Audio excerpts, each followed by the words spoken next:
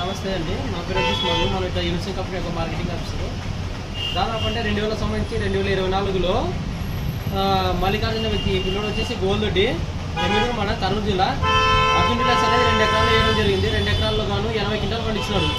మళ్ళీ ఈ సంవత్సరం 2025 సంబంధించి మళ్ళీ వచ్చి 2 ఎకరాలు తీసుకున్నారు.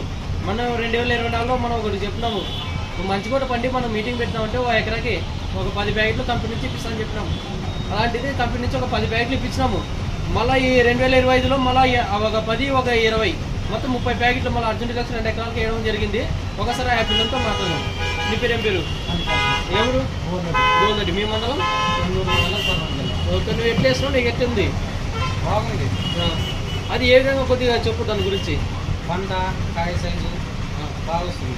తెగులు తక్కువ, కొద్దిగా తెగులు తక్కువ, కాయ మచ్చ తక్కువ.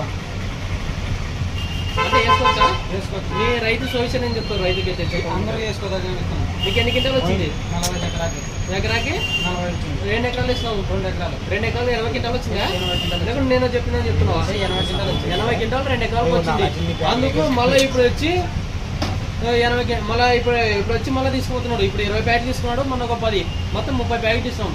కంపెనీ నుంచి 10 ప్యాకెట్లు ఫ్రీ ఇచ్చినాము. ఇప్పుడు 20 ప్యాకెట్లు కొనుగోలు చేస్తున్నాడు రైతు. ఈ విత్తనం ఎక్కడ లభిస్తుంది? ఎమ్మిగనూరులో రేవర్ సీడ్స్ లో వచ్చి తీసుకోవడం జరిగింది.